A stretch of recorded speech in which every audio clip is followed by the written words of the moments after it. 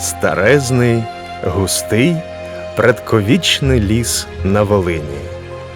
Містина вся дика, таємнича, повна ніжної, задумливої поліської краси. По узліссі і на галяві зеленіє перший ряст, і цвітуть проліски та сон трава. Дерева ще без листів, на озері туман, в лісі щось загомоніло. Струмок зашумував, забринів, і вкупі з його водами з лісу вибіг той, що греблі рве. Молодий, дуже білявий, синьоокий, з буйними і разом плавкими рухами. Одежина йому міниться барвами від каламутно-жовтої до ясно-блакитної і поблискує гострими золотистими іскрами.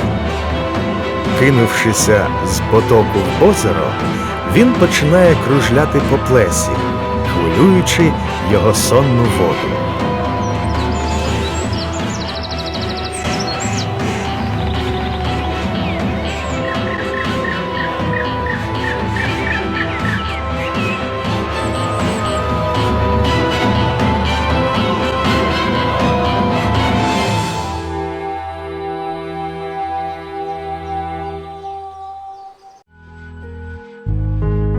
Русалка. Русалка випливає і знадливо всміхається, радісно складаючи долоні. На ній два вінки. Один більший, зелений, другий маленький, як коронка, перловий.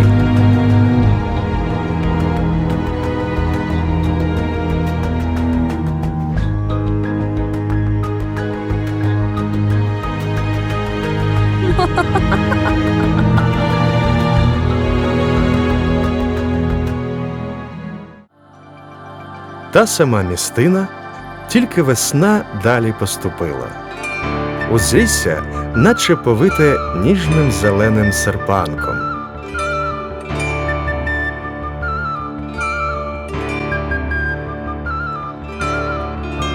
Лукаш – дуже молодий хлопець, гарний, чорнобривий, стрункий, в очах ще є щось дитяче.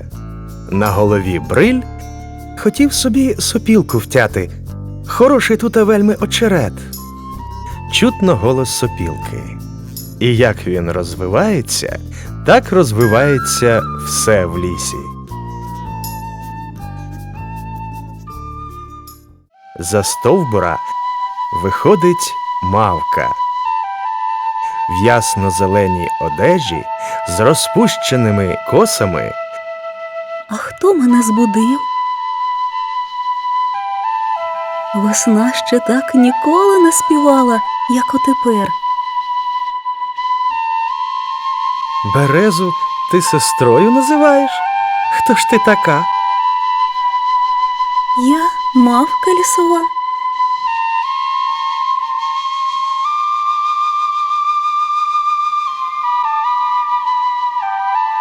Твоя сопілка має кращу мову.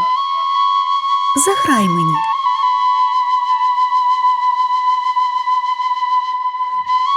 Я хочу для тебе так заквітчатися пишно, як лісова царівна. Я сам тебе заквітчаю. Тут світляки в траві, я назбираю. Вони світитимуть у тебе в косах. То буде наче зоряний вінок. Дай подивлюся. Ой, яка ж хороша. Я ще набрати мушу. Я вберу тебе, мов королівну в самоцвіти. Та по вінку із світляків знати, де ходить мавка поміж деревами. Вінок той ясніє то цілим сузір'ям, то окремими іскрами. Далі тьма й його покриває. Пізнє літо. На темнім матовім листі в гаю де-не-де видніє осіння прозолодь. Очерети сухо шелестять скупим листом.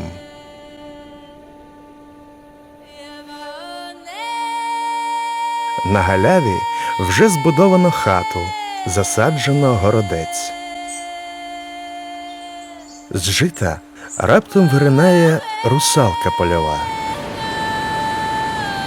Зелена одіж на їй просвічує де-не-де крізь плащ золотого волосся, що вкриває всю її невеличку постать. На голові синій вінок з волошок. У волоссі заплутались рожеві квіти з куколю, ромен, березка. Сестрице, пошануй, краси моєї не руйнуй.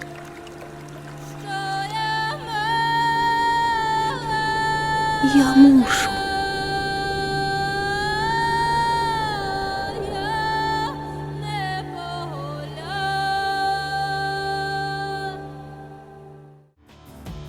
Не всі вінки погинули для тебе. Оглянься, подивись, яке тут свято. Гудях ясень князь кирею золоту.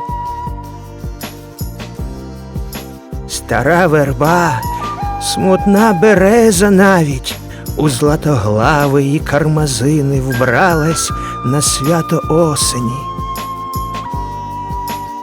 Я буду знов, як лісова царівна, і щастя упаде мені до ніг, благаючи моєї ласки. Давно готові шати для царівни. Мавка іде до калини, швидко ламає на ній червоні китиці ягід, звиває собі віночок, квітчається вінком і склоняється перед лісовиком. Хмарна, вітряна, осіння ніч. А раптом все покривається протяглим, сумним вовчим виттям, що розлягається все дужче, дужче і враз обривається. Настає тиша. Починається хворе світання пізньої осені. Безлистий ліс ледве мріє проти попелястого неба, а долі по узліссі снується розтріпаний морок. При одній стіні чорніє якась постать, що, знеможена, прихилилась до одвірка. В ній ледве можна пізнати мавку. Вона в чорній одежі, в сивому непрозорому серпанку, тільки на грудях красіє маленький калиновий пучечок. Мавка зміняється раптом у вербу з сухим листом та плакучим гіллям. Килина вихоплює від Лукаша сокиру і широко замахується на вербу. Всю мить з неба вогненним змієм-метеором злітає перелесник. Поміж деревами якусь хвилину маячить його червона одіж. Я визволю тебе, моя кохана. І обіймає вербу. Верба раптом спалахує вогнем.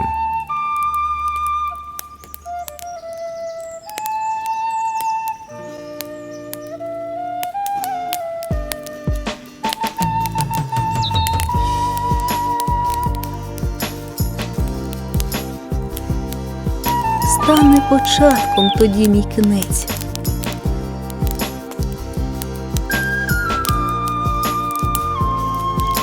Я жива.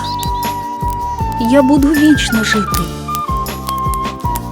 Я в серці маю те, що не вмирає.